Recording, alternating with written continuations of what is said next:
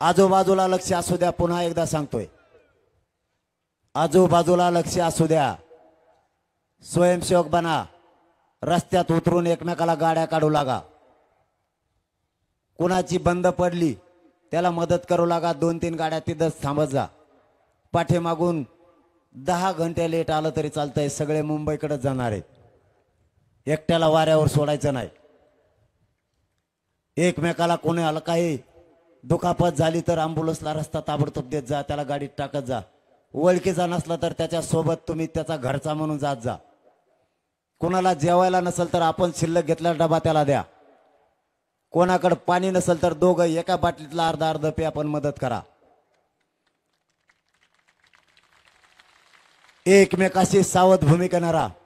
आणि सगळ्यात मोठं आपल्या समोरचं चॅलेंज आहे, आपण या ठिकाणावर बसलोत, हे ठिकाण आपलं आंदोलन समजा. फक्त ही एवढंच ठिकाण.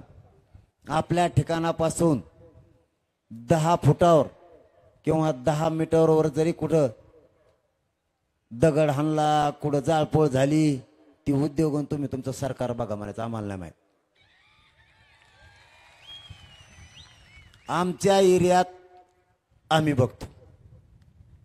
आणि आपल्या एरियात वळवळ करायला लागलं का पॅन्ट्रीलाच धरून खाली बसायचं, जाग्यावर हालूनच द्यायचा नाही.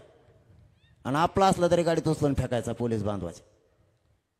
सगळी जबाबदारी आपल्याला सांभाळायची, आपली फक्त. बाकीच्यांचा आपण काय ठेका नाही घेतला.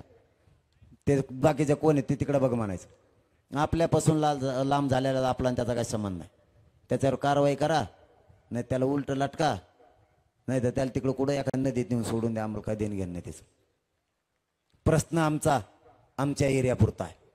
जिथं आमचे आंदोलक बसलेले आहेत तेवढाच.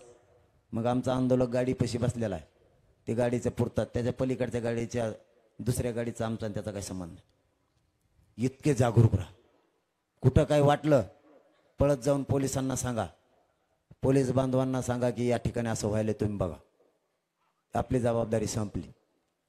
आणि आता सगळ्यांनी शांततेत एकामागे एक गाड्या लावायच्या, शांततेत.